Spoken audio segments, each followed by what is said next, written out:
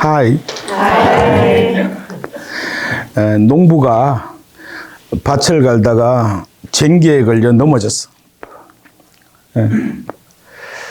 그래서 다시 일으켜서 치워보니까 무슨 입구가 보이는 거예요.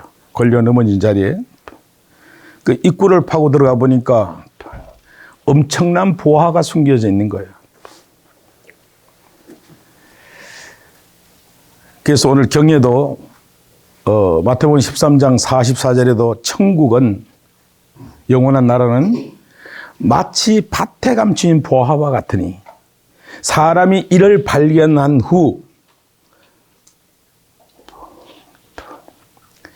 기뻐하며 돌아가서 그 보화 얻은 밭을 샀느니라. 여러분, 우리가 같은 상황에서 우연히 쟁기에 걸려 넘어진 것은 아픔이지만 그게 계기가 되어서 보화의 동굴을 발견했다. 여러분 어떻게 할까요? 숨겨두고 기뻐하며 돌아가서 그 보화가 든 밭을, 산을 사야지요. 그렇죠? 그러면 농부의 마음이 보화를 발견하기 전과 발견했을 때와 어떤 차이가 있을까요? 여러분의 생각에 어떤 차이가 있을까? 보화를 발견하지 못했을 때와 보화를 발견했을 때의 사람 마음이 어떨까? 예?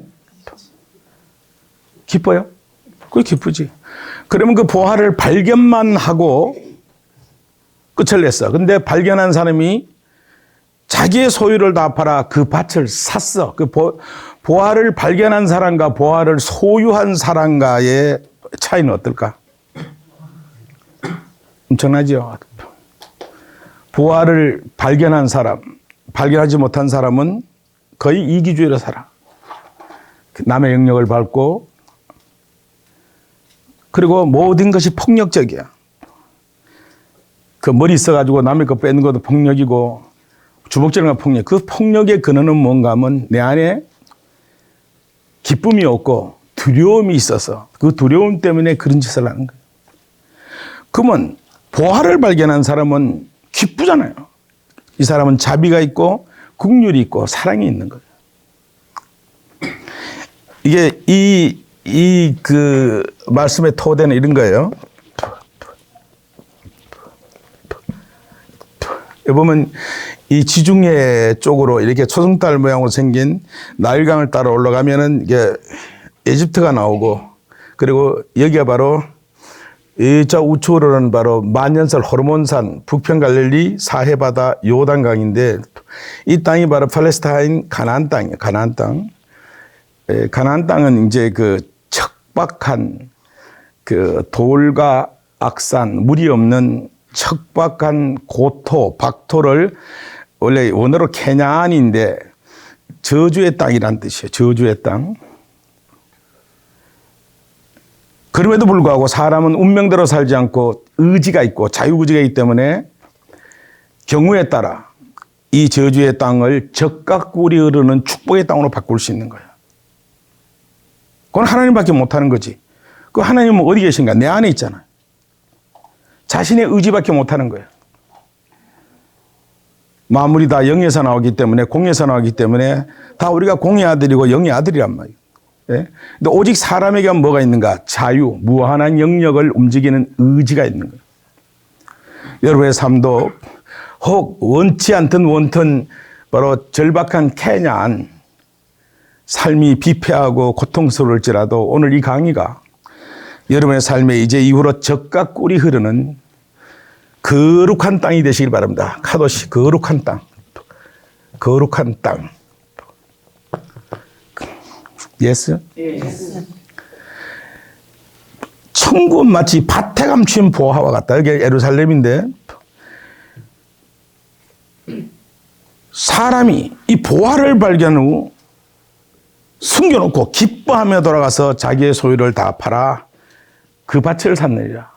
보화는 한 100억 되는데 이 땅은 1000만 원이면 사요. 1000만 원. 100억 되는데 1000만 원이면 사. 여러분은 좀 돈이 없더라도 돈을 구해서라도 이 땅을 사겠어 안 사겠어요? 그 발견했을 때와 소유했을 때 차이가 뭐가 있을까요? 그렇지. 엄청나게 기쁨의 그 극치를 자유라고 하는데, 거룩이라고도 하고, 이 히브리 말로 똑사라고 하는데 영광이라는 뜻이에요. 응? 이걸 좀 지정학적으로 좀 얘기하자면 예수 그리스도가 비유를 한 바 있는데 기가 막히는 거예요.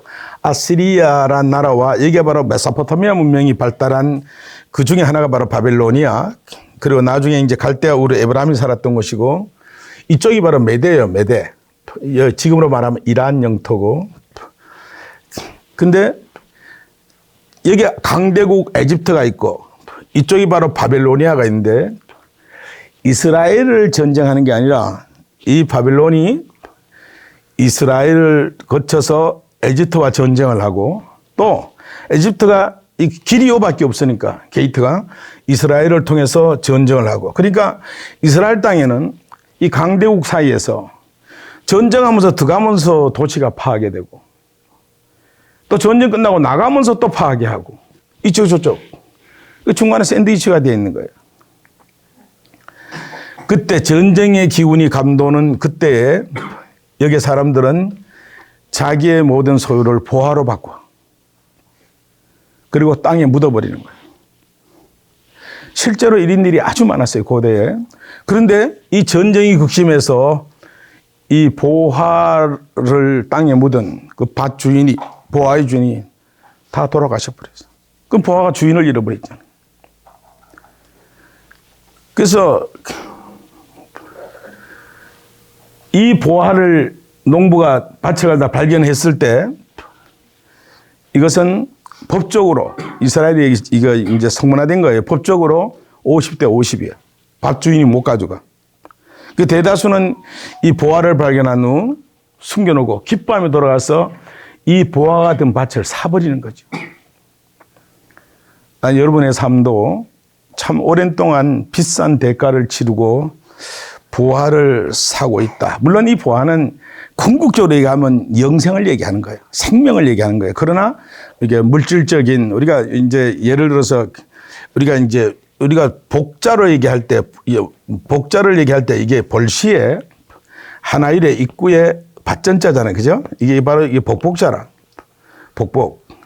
그리고 이건 상당히 밭에서 난 소출 하나가 입으로 들어가는 걸 눈으로 보는 게 복이다. 물질적이고 현실적이고 가시적인 걸 복이라 그래요. 그러니까 여러분 가 브레스 유 할 때 브레스라고 하는 말은 그거는 뭔가 하면은 그 브레스라는 영어의 조상이 바로 헬라어예요. 헬라어에는 이 브레스를 뭐라고 표현하면 피, 생명, 헌신, 또 그리고 번제 이런 뜻이에요. 그럼 브레스란 말은 가시적인 현실적이보다는 정신적이고 영적인 걸 얘기하는 거예요. 그렇죠? 그러나 이 동양에서 복은 굉장히 현실적이고 가시적인 거예요. 그래서 우리는 복할 때 이 브레스와 이 두 개 합쳐서 영육의 복이 여러분이 임하시길 바랍니다. 예, 복이라는 게 그 물질이 너무 없고 너무 어려우면은 정신도 힘이 들어요. 왜 정신과 그 마음과 육체를 분리해서 생각할 수가 없어요. 씨 속에 씨눈이 싹 터서 이 보이는 씨가 있어야 나중에 똑같은 열매가 되는 거지. 그러나 보이는 건 없어지고 보이지 않는 씨눈이 똑같은 열매가 될 때는 영생이죠. 근데 가지가 나무에 붙어 있으면 절로 과실을 맺는단 말이 죽음이 없다 이 말이. 비유로 맞지만 그러니까 이게 바로 역사적 이런 바로 사실을 예수도 감지를 하고 천국은 마치 밭에 함친 보화와 같아. 이게 물질적인 세계로 설명하는 거예요. 그렇죠? 비유를, 은유를 하는 거예요. 사람이 이를 발견한 후 숨겨두고 기뻐하며 돌아가 자기의 소유를 다 팔아 그 밭을 샀느냐. 우리가 육신적인 삶을 살다가 정말로 영적인 눈을 뜨고 사람의 본성의 눈을 떴을 때 사람의 하나의 가치는 어마어마하고 정말 그가 천상천하 유아독존이고 하나님의 아들이라는 걸 알게 돼요. 이 삶을 살기 위해서는 세상과 전혀 다른 삶이에요. 많은 게 희생되는 거죠. 그렇죠? 우리가 한 5,000년 정도의 그 역사를 가진 그 훨씬 더 되는데 그 힌두교를 봐요. 힌두교도 굉장히 이게 일종의 이제 영까지는 아니지만 정신적인 종교예요.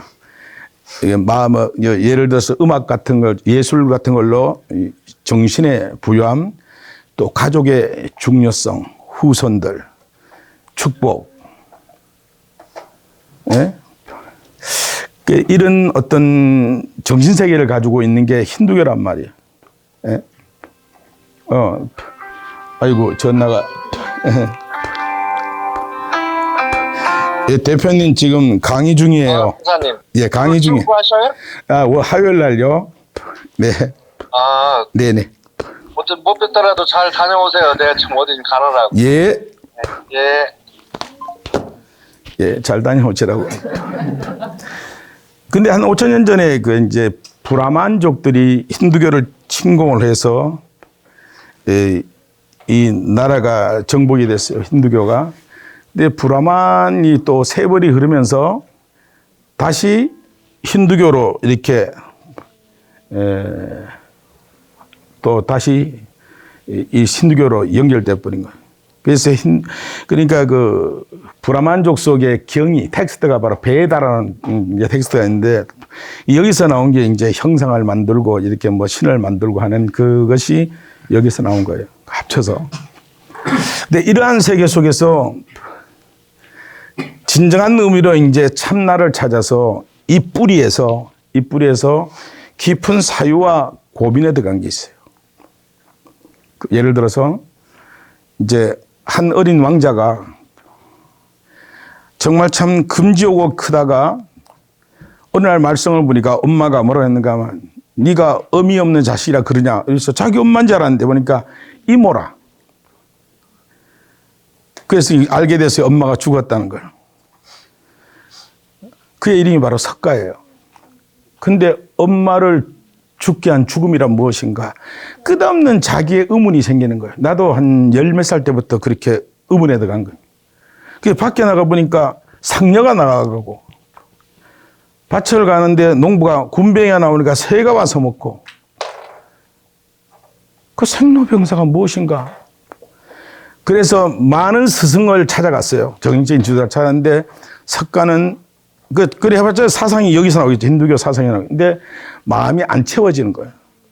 그래서 결국 그는 보리수라로 밑에서 6년 동안 깊은 사유에 빠진 거예요. 그가 100일 정도 금식을 했을 때 살이라고는 입술밖에 오고 뼈만 남은 거예요. 그래서 아가씨가 그 나무신에게 주는 우미죽을 바치는 걸 먹고 또 그리고 또 뭐 먹지를 못하고 그러니까 그래서 그런 고행 속에서 깨달은 것이 뭔가 하면 그는 바로 생로병사가 무엇인가 죽음이 없다는 걸 깨달은 것이 뭔가 하면 자기가 지금까지 시타르타의 최고 가문에서 태어났는데 근원 자체가 잘못됐다는 거예요. 자기는 무한 허공빔 깨달은 걸 얘기하는 거예요. 반야신경에 다 나와요. 음약하면 열반이라 무한 허공빔 니르바나의 세계. 그냥 지금 자연과학으로 말하면 무한 우주의 세계, 무한 별의 세계. 직역하면 열반이라. 열반은 생사를 초월하여 영원히 사는 존재. 자기 바로 세포벽조를 가진 자기 몸 자체가, 자기 몸 안에 감각 자체가 허공의 씨라는 거예요. 기독교로 말하면 하나님의 아들이라는 거예요. 즉 천국의 씨라는 거예요. 열반의 씨라는 거예요. 이걸 깨달은 그는 바로 힌두교의 이런 바로 정신적인 삶에서 그대로 헤어나와. 그 해탈이라고 그래요. 해탈을 해서 바로 영성의 세계로 들어가요. 영성의 세계로. 끊임없이 불꽃처럼 타오르는 자기 안에 나는 이 의식을 자등명이라고 해서 자등명. 기독교에서는 성령이라고 그러죠. 의지라고 해도 되고. 끊임없이 자기 몸 안에서 세포벽조에서 하늘의 소리가, 소리음, 마음에서 의지가 일어나는 거예요. 이 자등명이에요. 그러니까 이것을 깨달은 다음에 그는 완전히 결혼했던 걸 무너뜨리고 자기가 깨닫지 못하는 조각 속에 살았던 거예요. 내가 영원한 아들과 시타르타의 아들은 하늘과 세상 왕이 만약에 조각이라면 이런 빙산인 거예요. 이걸 깨닫고 끝까지 그런 바로 자기 몸 자체가 바로 천국의 씨, 열반의 씨이기 때문에 그 안에 있는 자등명을 켜서 열반으로 영생으로 들어간 거예요. 그래서 나중에 그 사리자가 묻잖아요. 우리 어떻게 영생을 얻습니까? 뭐 예수에게도 묻는 사람이 있겠죠. 저인데도 묻는 사람도 있고. 여러분 어떻게 생각해요? 어떻게 해야 영생을 얻어요? 안 돼. 잘 이제 자기가 깨닫지 못하면 어떤 뭐 신을 의지한다든가 어떤 종교를 의지할 수도 있겠죠. 그러나 그건 결론적으로는 안 되는 거죠. 석가 예수 깨달으면 너무 거리가 먼 거죠. 그건. 어떻게 어떻게 영생을 하늘이 공평하게 다 스스로 밝히는 불을 다 줬잖냐, 공평하게. 그 불을 밝히면 다 네가 바로 열반의 씨라는 걸 아는데 이걸 확연히 깨달았을 때 그는 시타다 가문을 내리고 결혼도 파기하고 또 그 왕비는 또 그 남편이 그렇게 수도로 들어가 버리니까 이 비구니가 되고 그러니까 그 화려함을 다 값으로 다 지불한 거예요. 천국은 마치 바타지 그 보화를 석가라 예수를 자세히 보면 보화를 발견했을 뿐만 아니라 그 보화를 소유한 사람이에요. 그 보화를 소유한 자의 삶은 또 확연히 틀려요. 여러분이 이제 여기서 여러분의 삶을 점검해 봐야 돼요. 나는 아직까지 보화를 발견하지 못했다. 확실하게 발견은 했는데 소유하지를 못했다.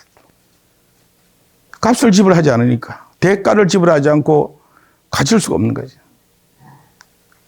대가를 지불해요. 우리가 자연이 끊임없이 땅에서 나는 이산화탄소 나쁜 공기를 자연이 빨아들이고 거름을 삼아 그 다음날 뭘로 바꿔요? 좋은 기운으로 산소로 바꾸잖아요. 표현상 산소 이제 이산화탄소 바꾸는데 우리는 그걸 마시고 사는 거예요. 사실 5분만 안 마셔도 기절하고 20분이면 사망이 이런 거지. 돈을 주는 것보다 가치관을 아는 사람은 돈을 주지 않는 게 훨씬 그 높은 가치가 있는 거예요. 그 사람이랑 또 갈등하고 수도하고 뭐 이 하고 모든 과정을 보면 보화를 확실하게 발견한 사람이 아니에요. 발견만 해도 삶이 확 달라져요. 그 소유한 사람은 그만이 누리는 자유가 있잖아요. 무한 허공빈, 그리고 지금 자연과학으로 양자물리라는 말 무한 우주. 자, 거기 씨라는 거예요. 땅에 씨를 심으면 씨 속에 씨눈이 있잖아요. 그 사람이 그 씨라는 거예요. 그 씨 속에 씨눈이 바로 양심이고 의지라는 거예요. 자등명이라는 거예요. 예수는 성령이라는 거예요. 끊임없이 내 몸에서 일어나는 감각을 성령이라고 하잖아요. 푸뉴마. 씨가 땅에 묻어 보이지 않는 씨눈이 계속해서 그 생명이기 때문에 계속해서 움직여서 씨눈을 틔우고 싹을 내서 열매를 내는데 근데 보이는 콩이 필요해요. 내 씨눈이 내 양심의 자유가 의지가 마음이 싹 트는데 육체가 필요한 거예요. 그리고 육체는 마침내 여자가 낳은 몸은 다 이제 영양분으로 가고 그게 없어지는 게 아니고 이제 새롭게 돼서 씨눈으로 붙어서 열매가 되는 거예요. 그래서 똑같은 육체처럼 씨눈이 나와서 영체가 되면 그 사람은 죽음이 없어요. 완성된 하나님의 나라예요. 지금 하나님의 나라가 여러분 안에 있고 지금 작동이 되고 있는 거예요. 오늘 여러분이 천국은 마치 밭에 감춘 보화와 같은데 사람이 이를 발견한 후 숨겨두고 기뻐하며 돌아와서 자기의 소유를 다 팔아. 예수가 자기 소유를 다 팔았을까요? 남겨놨을까요? 석가는? 나는 오도석이나? 여러분은? 다 팔았어요? 네.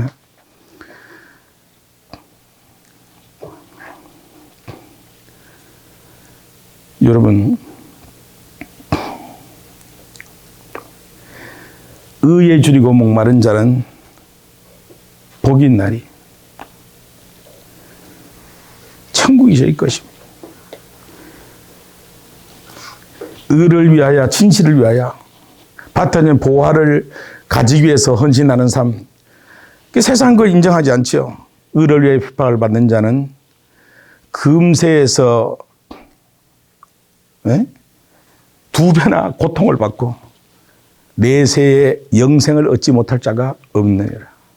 심령이 가난한 자는 복이 있나니 천국이 저희 것이며. 이 보화를 발견하고 영혼을 발견한 사람이 큰 강을 발견했고 태산에 올라갔어요.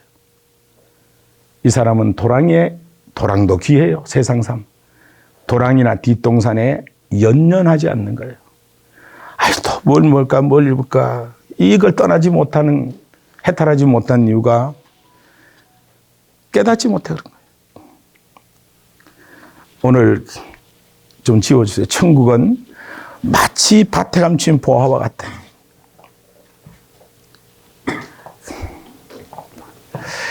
이 천지 만물이 다 한 군데서 나왔어요. 다 별에서 왔잖아요. 영에서 왔고 공에서 왔고 기에서 왔고 원자에서 왔어요. 근데 모든 것이 원자의 영의 작동으로 여러 역할, 위격, 여러 역할이 있는데 근원은 같은 거예요. 근데 그 중에 가장 높은 의식이 사람이. 어쩌면 다른 의식들은 사람을 위해 존재한다고도 볼 수 있어요. 그를 귀히 여겨서 섬겨서 너와 나와 만유가 연결되어 여러분이 영원한 집이 되어 가야 되는 것이 목적을 위한 과정의 삶이에요. 그래서 오늘 여러분이 천국은 역사적 배경과 함께 밭에 감춘 보화와 같아. 또 밭에 감춘 보화가 멀리 있지도 않아. 사실은 예수가 말하죠. 하나님 나라가 네 안에 있다고. 생명바람이 임의로 불 때 사람이 그걸 본다는 거예요. 니고데모에게 한 말이 종교지도자. 그런 일이 어떻게 있을 수 있지 않나니까. 그러니까 예수께서 너는 이스라엘 선생으로 그것도 알지 못하느냐. 예수는 생명바람이 어디서 일어나요? 자기 몸에서 일어나는 거예요. 성령 아니요. 성령이 우리 마음 아니요. 의지. 헬라의 마음, 의지, 영혼 다 똑같은 푸주말을 쓰는 거예요. 여기서 작은 단위로 이 큰 보화를 발견한 거에서 빙산을 발견하고 그 중에 하나가 조각이야. 조각이 뭔가 제가 문화를 만든 거예요. 그리고 이 문화를 통해서 빙산으로 가기 위한 목적을 위한 과정. 어제도 중국 국가에서 전 나왔는데 굉장히 좋아해요. 그리고 중국의 그 역사와 문화, 관습, 기원, 그 뿌리를 보면서 나는 그 나라가 세계 평화를 이룰 수 있는 나라로 보는 거예요. 왜? 그 무한한 지화 자원과 인력, 그리고 역사와 기원이 있는 거예요.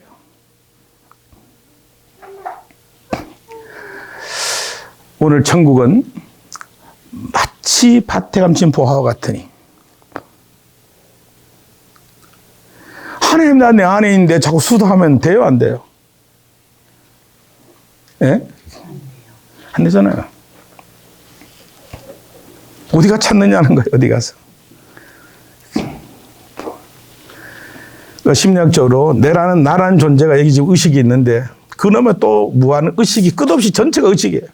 근데 우리는 모르는 걸 무의식이라 그러지. 근데 무의식도 전부 다 나예요. 근데 의식 그 너머 또 다른 공간으로 가는 문은 단 하나밖에 없는 거죠. 그는 자신 내면이고 자신 의지예요. 이런 깨달음을 갔을 때 우리가 이 깨달음의 각, 깨달은 사람은 삶이 깨달음 안에 멈춰있지 않고 끊임없이 설하여, 끊임없이 행동하여 많은 사람을 이롭게 하는 이 삶이에요. 이런 과정이 어렵지만 우리가 이 밭에 감춘 부활을 발견을 했고, 그리고 우리는 소유를 해가면서 온전한 대가를 지불하고 완전히 나의 소유가 될 때 죽음을 면하리라. 반드시 당신의 의식이 존속되리라. 다시는 죽음이 없으리라. 확인합니다. 근데 이런 문화와 토양이 없는 속에서 이런 뜻을 펼치려니까 저로서는 종교로에서 한계를 느꼈어요. 그래서 종교를 의지할 수가 없고 바로 여러분을 깨닫게 여러분이 구도해서 여러분이 바로 생명의 주인이 되는 하나님의 아들이 되는 삶을 살게 해야 되겠다. 그래서 제가 택한 것은 문화입니다. 문화도 이제 지성이면 감천이라 얼마나 우리가 애를 쓰고 수고해서 이제 곧 빛을 보게 되는데 여러분 고생 많았고 여전히 여러분을 존중하고 그리고 나같이 부족한 사람을 그래도 믿고 따라줘서 고맙고 경의를 표한다. 어떻게 강의가 오늘 천국은 영원한 세계는 밭에 감춘 보화와 같아. 그러나 우리가 자등면을 켜면 내 의식의 불을 켜면 발견하지 못할 것도 없어요. 예, 발견한데 뒤돌아보지 말고 발견했으면 대가를 치르고 그 보화를 소유하여 당연히 죽음을 면하고 천국의 씨로서 열매며 영생복락을 누리는 여러분이 되기를 진심으로 축복합니다. 질문 받겠습니다. 질문. 오늘 강의 내용 중에 질문. 질문이 없으면 강의가 괜찮은 걸로 인정하고 그러니까 여러분이 의문이 없으니까 질문 안 하는 거잖아요. 그죠? 그 의문이 있으면 얘기해 보세요. 내가 뭐 아는 데까지 대답할 테니까.